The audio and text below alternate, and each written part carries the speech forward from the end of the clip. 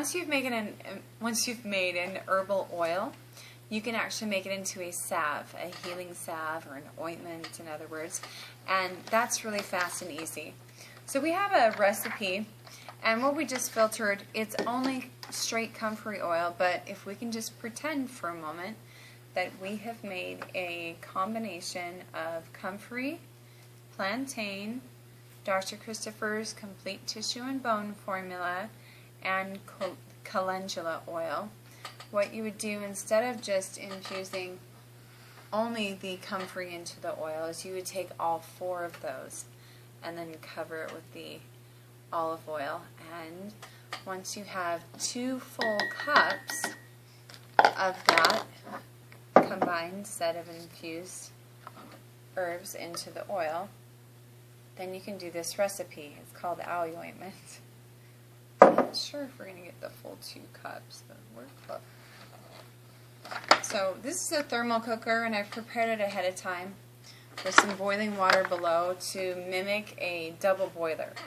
So in a double boiler, I'm going to need to take some of the steamed water out of this. You don't want any water to get into your oil. But in a double boiler, what you want to do is just heat up the oil hot enough so that you can put some beeswax into it, and then the beeswax will melt. And really that's all you have to do to make a healing salve.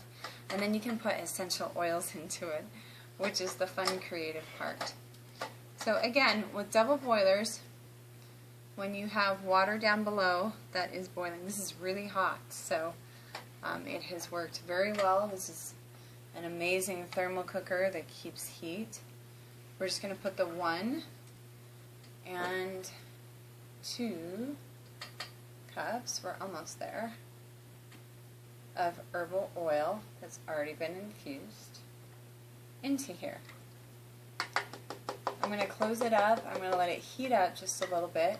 And typically you need to heat this over the stove and not expect a thermal cooker to heat up something that's already on the colder side.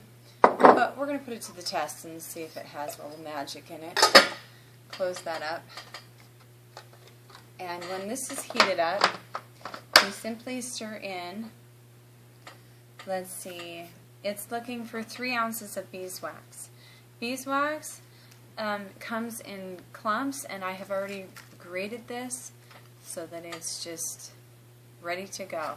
And when this is hot enough, I'm going to take all of these, all of this grated beeswax, about 3 ounces, and mix it in. This will make a really thick one. If you want less, you can put less in. Really, the more beeswax that you put into it, the thicker it gets. And so if you just want something really, really thick and travelable and it's not going to melt very well, then you're going to put this whole amount in. Oftentimes I'll put in half, and it makes a nice soft salve, and it's enough. So that's how you do it.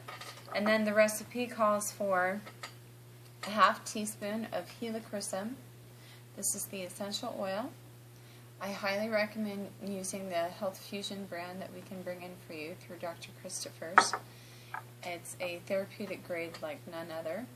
It's the purest of anything on the line out there. And then your lavender, you're putting in ½ teaspoon.